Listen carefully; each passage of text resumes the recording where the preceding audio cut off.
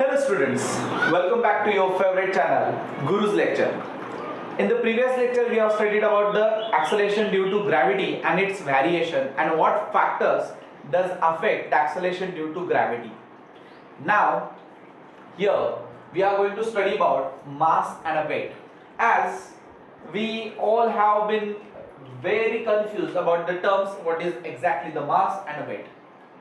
Actually what happened when you go to the grocery shop and you say weight the given material, and actually it is not a weight, it is a mass. Means what की बघा जेव्हा तुम्ही दुकानात जाता, दुकानात आपण दुकानदाराला म्हणतो की मला इतकी इतकी किलो एक वस्तू पाहिजे. आता तुम्ही जेव्हा किलोनी वस्तू मोजायला चालला तर ते तुम्ही त्याचं वजन नाही मोजते. It is not a weight but it is a mass. ते त्याचं वस्तुमान असतं. मग नेमकं मास आणि वेट मधला फरक काय बघा. Mass is amount of matter. एखाद्या वस्तूमध्ये किती अमाउंट आहे हे सांगणं म्हणजे मास सांगणं असतं. म्हणजे काय, मी वाटीभर तांदूळ घेतला आणि मी पोताभर तांदूळ जर घेतला तर पृथ्वीवरती आणि चंद्रावरती त्या दोघांचं मास हे कसं असणार, तर वाटीभर तांदळाचं इथं जे मास भरणार तेच मास भरणार चंद्रावरती, आणि पोत्याभर गव्हाचं जे मास पृथ्वीवरती भेटणार तेच मला चंद्रावरती मिळणार. पण मग या दोन्ही वस्तू जर मी दोघांमध्ये जर कंपेअर जर केलं तर दोघांचं मास वेगवेगळं आहे, because the amount of matter is different. But what about the weight. मी जर तेच वाटीभर तांदूळ जर पृथ्वीवरती त्याचं वेट घेतलं आणि पृथ्वीच्या दुसऱ्या कोपऱ्यात जरी गेलो आणि त्याचं वेट मोजलं तर बाळांनो ते मला स्लाइटली डिफरंट दिसेल, because weight is not constant everywhere. Because weight is what? It is the gravitational force that exert on the body. So what is weight? Weight is gravitational force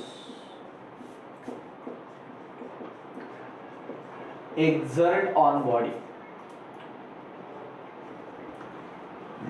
Actually definition तुम्हाला 10th स्टँडर्डला कळती, पण 8th स्टँडर्डला state बोर्डला तुम्ही force and pressure chapter मध्ये जेव्हा weight शब्द वापरता तेव्हा तुम्ही सरळ फोर्सची किंमत तिथं वापरता. दॅट मीन्स वेटचं डेफिनेशन तुम्हाला त्याच वयात कळायला पाहिजे. वेट काय असतं तर तो ग्रॅव्हिटेशनल फोर्स असतो तो बॉडीवर एक्झर्ट झाला. वेटचं सिम्बॉल असतं W, तर मासचं सिम्बॉल असतं M. So what is weight? Weight is nothing but the gravitational force, and force can be written as M into G. So this M is the mass and G is the acceleration due to gravity, and we know that this acceleration due to gravity changes place to place.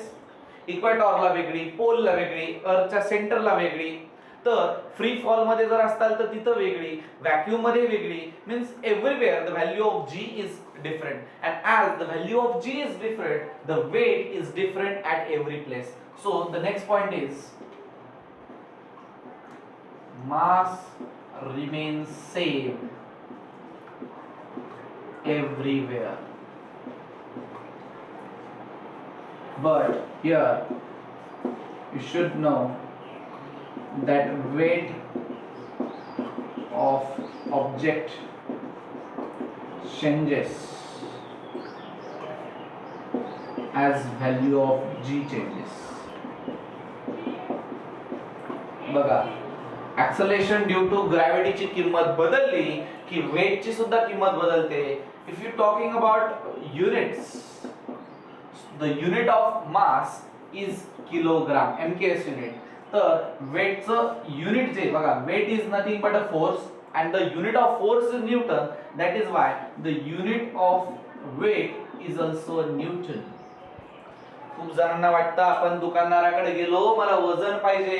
बाळांनो, जर दुकानदाराने scientific शब्द वजन जर वापरला तर त्याचं वजन हे किलोग्राम मध्ये न देता ते न्यूटन मध्ये मोजावं लागेल. आणि ते कसं मोजावं लागेल तर त्याच्या मासला ऍक्सलरेशन ड्यू टू ग्रॅव्हिटीनं मल्टिप्लाय करावं लागेल. म्हणजेच तुम्ही ज्याला वजन म्हणता ते वजन नसून ते मास असतं. मग मास जे असतं ते अमाऊंट ऑफ मॅटर असतं, हे ध्यानात ठेवायचं आहे. म्हणजे जेव्हा पण तुम्ही दुकानदाराकडे जाताय तुम्ही मास मोजताय, लक्षात ठेवा वेट नाही. अशा दोन शब्द हे जे तुम्हाला कन्फ्यूज करत असतात हे मी इथं मांडले. बरं, यात अजून एक गोष्ट अशी होती यात मांडण्यासारखी, खरं तर ऍक्सिलरेशन ड्यू टू ग्रॅव्हिटी मध्येच मांडायला पाहिजे, पण मी इथं मांडतो की तुम्हाला खूप वेळेस कंपॅरेटिव्ह वेट घ्यावं लागतं मून सोबत. मग बघा मी एकदा रफ करतो, काय महत्वाची गोष्ट आहे बघा.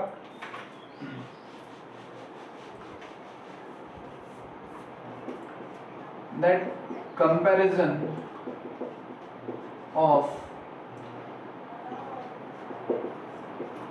weight of object on earth and moon, पृथ्वी आणि चंद्र या दोघांवरती त्या एखाद्या वस्तूचं वेट कसं असतं याच्याबद्दल एक कन्सिडरेशन असतं. तुम्हाला नेहमी पाठ ठेवायचं that acceleration due to gravity of the earth is 6 times the acceleration due to gravity at moon.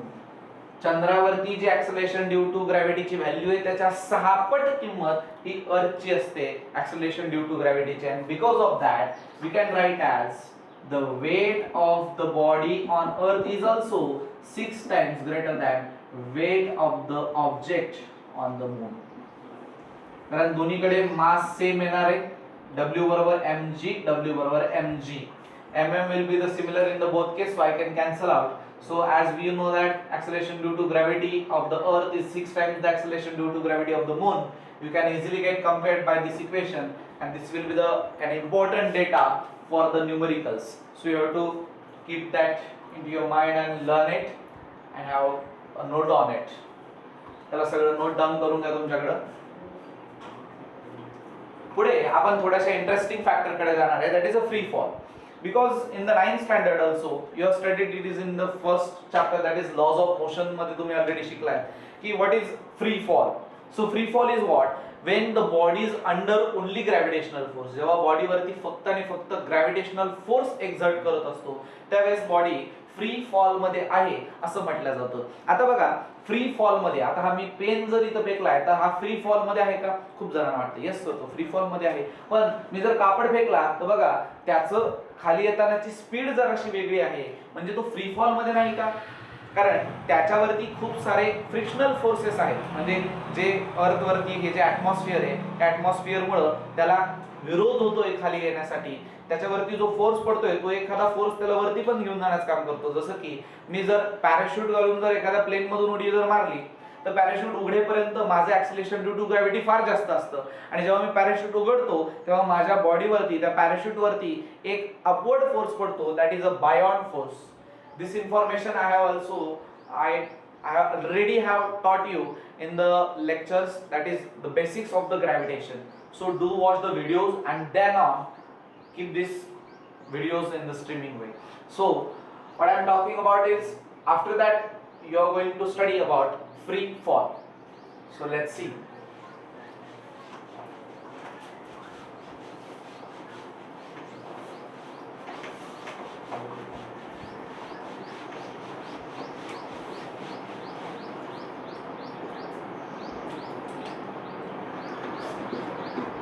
So free fall, first let us write down the definition of the free fall. What is free fall? Body is under the gravitational force only.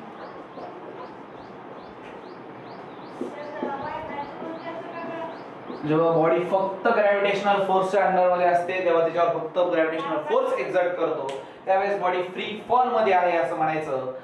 The best free fall, if you want to see the best free fall then it will be into a vacuum. तुम्हाला केवळ vacuum मध्येच free fall चांगला पाहायला मिळेल.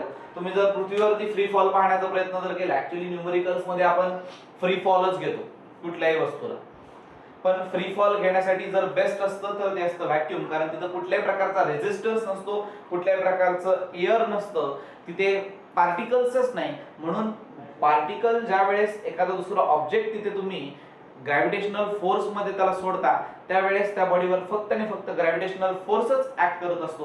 म्हणजे एक actual free fall तुम्हाला जर पाहायचा असेल तर व्हॅक्यूम मध्येच पाहायला मिळेल. आता फ्री फॉलचा स्टडी करताना खूप जणांना विसर पडतो, तो म्हणजे 9th स्टँडर्डच्या फॉर्म्युलांचा. आता ऍक्च्युअली तुमच्या पुस्तकांमध्ये बघा 3 फॉर्म्युले दिले, तुम्हाला ते पाठ नाही करायचे. तुम्हाला 9th स्टँडर्डचे कायनेमॅटिकल इक्वेशन्स पाठ करायचे. What are kinematical equations? Those equations which gives you a relationship between the distance, speed, acceleration and time. Means they do not give you the cause of the motion. मी हा पेनाला वरती फेकल्यानंतर तो एवढ्या एवढ्या हाईटवर गेला, इतक्या स्पीडने गेला, इतक्या स्पीडने खाली आला, किंवा तो जमिनीवर पडून पुन्हा रिबाउन्स होऊन आला. तर क्वेश्चन मध्ये कधी असं नाही विचारलं जात की टोपण तुटलं का, ते चिमटलं का, अशा प्रकारच्या गोष्टी विचारल्या जात नाही. कारण तिथे कॉजचा प्रश्न असतो. काय घडतंय याच्याशी घेणं नाही, फक्त कॅल्क्युलेटिव्ह लेवलवरती आपण चेक करत असतो की नेमकं डिस्टन्स, स्पीड, ऍक्सेलरेशन आणि टाइम मध्ये काय रिलेशन आहे. So those equations are called as kinematical equation. So let us again write that kinematical equations.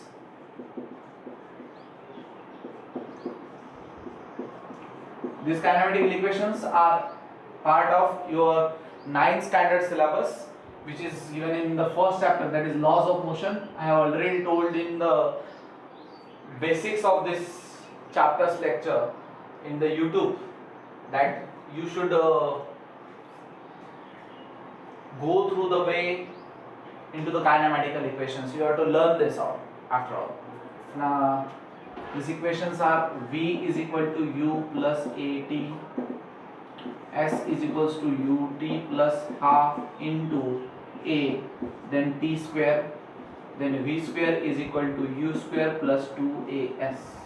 These equations, the notification or the symbols have their standard meanings, where U stands for initial velocity. I can write speed. Speed velocity will be the same if you are going in the straight line direction. The V stands for final velocity. A will give you acceleration. This S stands for distance, or sometimes you can write it as a displacement, and T stands for time. एक खूप general question मला विद्यार्थी विचारतात की sir कायनेमॅटिकल equations पैकी कितव्या नंबरचं कोणत्या क्वेश्चनला विचारू, हे मला कसं कळलं? बाळांनो, कुठे शिक्षकाकडे जादूची छडी नाही, किंवा ज्या विद्यार्थ्यांना इक्वेशन वरून क्वेश्चन सॉल्व्ह करता येतो त्यांच्याकडे कुठली जादू नसते. काय असतं, या सगळ्या इक्वेशन मध्ये काही गोष्टी दडलेल्या आहेत. जसं बघा, पहिल्या इक्वेशन मध्ये बिलकुल कुठेच डिस्टन्सचा सिम्बॉल दिसून येत नाही. म्हणजे जर तुम्हाला डिस्टन्स फाइंड करायचं तर पहिला फॉर्म्युला वापरायचाच नाही, दुसरा आणि तिसराच वापरायचा. तुम्हाला जर इक्वेशन मध्ये फायनल वेलोसिटी काढायची तर दुसरा फॉर्म्युला तुमच्या काहीच कामाचा नाही, कारण त्याच्यामध्ये फायनल वेलोसिटी v लिहिलेलं नसतं. आणि in the third equation there is no information about the time. सो जर एखादी गोष्ट विथ रिस्पेक्ट टू टाइम जर चेंज जर होतीये तर त्या ठिकाणी तुम्हाला थर्ड इक्वेशन वापरता येत नाही. कधी वापरता येत नाही हे मी सांगितलं. आता कधी वापरायचं हे तुम्ही ठरवायचंय. तुम्ही न्यूमेरिकल रीड करायचा, त्याच्यानुसार तुम्हाला कंडिशन लिहून घ्यावं लागतात. माझा एक सेपरेट न्यूमेरिकल व्हिडिओ सुद्धा याच्यामध्ये बनेल. त्यामध्ये तुम्हाला काय करायचं की इक्वेशन बनल्यानंतर काय बनवायचंय, तर हे जे इक्वेशन आहेत हे तुम्हाला रफ मध्ये लिहायचे. तुम्ही पहिले डायग्रामॅटिक लिहून काढणार की नेमकं काय काय डेटा मिळाला, मग इक्वेशन वरून कोणत्या इक्वेशन मध्ये व्हॅल्यू पुट करू शकता हे तुम्ही स्वतः रफ मध्ये बघायचं. आणि या तीन पैकी कोणतीही दोन इक्वेशन तुम्हाला गरजेचे पडू शकतात आणि त्यांचा वापर करून तुम्ही व्हॅल्यू काढायची. असाच प्रकार करावा लागतो कायनेमॅटिकचे इक्वेशन लॉ यूज करायला. Now here we are not going to study the kinematical equation because we have already studied it in the 9th standard. Now we are going to study about the free fall. What the free fall says, that body is under only gravitational force, and if there is a gravitational force then the acceleration can be replaced by acceleration due to gravity almostly. या सगळ्या equation मध्ये acceleration ची जागा acceleration due to gravity घेईल. पण कशी घेणार, त्यासाठी काही कंडिशन आहे की if body is released from some height. बघा, एखादी बॉडी रिलीज केली, सोडून दिली, एका हाईट वरती एक बॉडी नेलेली आहे, ग्राउंड पासून एक हाईट वर नेली, आणि त्या बॉडीला जर मी रिलीज केलं तर बघा बाळांनो, बॉडीला जर रिलीज केलं तर लक्षात ठेवायचं त्याची इनिशियल स्पीड नेहमी 0 असणार. खूप बेसिक गोष्ट आहे की माझ्या हातात एक वस्तू जर ठेवलेली, मी तिला रिलीज करतोय तर त्याची इनिशियल स्पीड 0 होती. सोडल्यानंतर तिची स्पीड वाढली because it get accelerate due to the acceleration due to gravity. Now here the another basic thing that whenever you are going to calculate the height of the object, it should be calculated from the ground. मी भले वस्तू इथून सोडली, मी म्हटलं 2 second नंतर ही वस्तू ह्या point वर आली, तर बाळांनो तुम्हाला हाईट ही ह्या पॉइंट पासून ह्या पॉइंट पर्यंत म्हणजे वरच्या वर नाही मोजायची, नेहमी बॉडीची हाईट ही ग्राउंड पासूनच मोजावी लागते, हे लक्षात ठेवायचं आहे. So that's why the distance can be replace by height here. It is all the same. वरतून बॉडी खाली येते बघा, this arrow is important, that body is moving downward and due to that acceleration is nothing but due to gravity. So that is acceleration due to gravity. Now in the other case, if body is moving upward, बघा मी माझ्याकडे एखादा object घेतलाय आणि मी त्याला वरच्या एका height वरती पोहोचवतोय, एका हाईट पर्यंत गेल्यानंतर तो ऑब्जेक्ट थांबतोय. का थांबतोय? तर बॉडीकडे असणारी जी व्हेलॉसिटी आहे ती व्हेलॉसिटी त्या पॉइंटला गेल्यानंतर त्याची एनर्जी कमी होते, कारण ग्रॅव्हिटी कॉन्स्टंटली त्या बॉडीला स्वतःकडे ओढण्याचा प्रयत्न करते. ज्या पॉइंटवर तिची स्पीड संपणार, म्हणजे बघा पहिले ऑब्जेक्ट वरती जेव्हा जायचा आहे तो वरती जाताना ऑब्जेक्टची स्पीड कधी झिरो नसणार बाळांनो. खूप जणांना हे डोक्यात येत नाही. बघा माझ्या हातात पेन आहे, मी म्हणतो याची स्पीड झिरो आहे, वर तर नाही जाणार, खाली आपोआप जाऊ शकतो. खाली येताना u is equal to zero, पण वर जाताना u never be the zero. Initial speed त्याची झिरो असून चालत नाही. पण हा जेव्हा तो टॉपमोस्ट पोझिशनला पोहोचतो, जिथून तो अजून वर जाणारच नाही, तिथून खाली येणार, त्या ठिकाणी त्याची मात्र फायनल व्हेलॉसिटी ही झिरो झालेली असते. इथं पण तेच distance can be written as h, but as the body is moving upward and the acceleration due to gravity it is in the downward way. इथं फोर्स ऑफ ग्रॅव्हिटी जो आहे तो त्याला डाऊनवर्ड ओढतोय आणि बॉडी तो वरती ऍक्सेलरेट करतेय, म्हणून ऍक्सेलरेशनची किंमत घेताना minus of acceleration due to gravity आपल्याला घ्यायची बाळांनो. अशा छोट्या छोट्या गोष्टी तुम्हाला ऍड करायच्या तुमच्या कायनेमॅटिकल इक्वेशन्स मध्ये. बघा इथं लिहिलेल्या गोष्टी तुम्ही कायनेमॅटिकल इक्वेशन मध्ये ऍड करा, तुम्हाला टेक्स्ट बुक मधलं इक्वेशन मिळेल. Let's see the first equation. इथं या सगळ्या कंडिशन नाही आपण वापरणार, पण लेट्स सी की एक बॉडी आपण रिलीज करण्यासाठी जर वापरलं तर take u as a zero, what I get v is equals to g into t. a च्या जागी आपण g लिहिणार, so what I get v is equals to g into t. The second will be u is zero, so this will be zero. s will be equal to h 1/2 gt square, so h is equals to 1/2 gt square. and the last one equation, this u is a zero, so v square is equals to 2gh. v square is equals to 2gh. These are the equations given into your textbook. Keep it in mind, you don't have to learn this equation because you can make it at any way, because you have to learn first the basic kinematical equation which was given in the 9th standard, and later on you have to get the conditions of the free fall, and that is important. सगळं note down करून घ्यायचं बाळांनो, फार महत्त्वाचं आहे की तुम्हाला free फॉलच्या conditions कळल्या पाहिजे की जेणेकरून तुम्हाला न्यूमेरिकल सॉल्व करणं इथं सोपं जाईल. ओके, लिहून घ्या. आता ऍक्च्युली याच्यानंतर दोनच टॉपिक आहेत, म्हणजे एक आहे gravitational potential energy and next will be the escape velocity. याचा आपण एक सेपरेट व्हिडिओ करूया. आजसाठी सध्या आपण इथपर्यंत स्टॉप करूया. Thank you, have a nice day.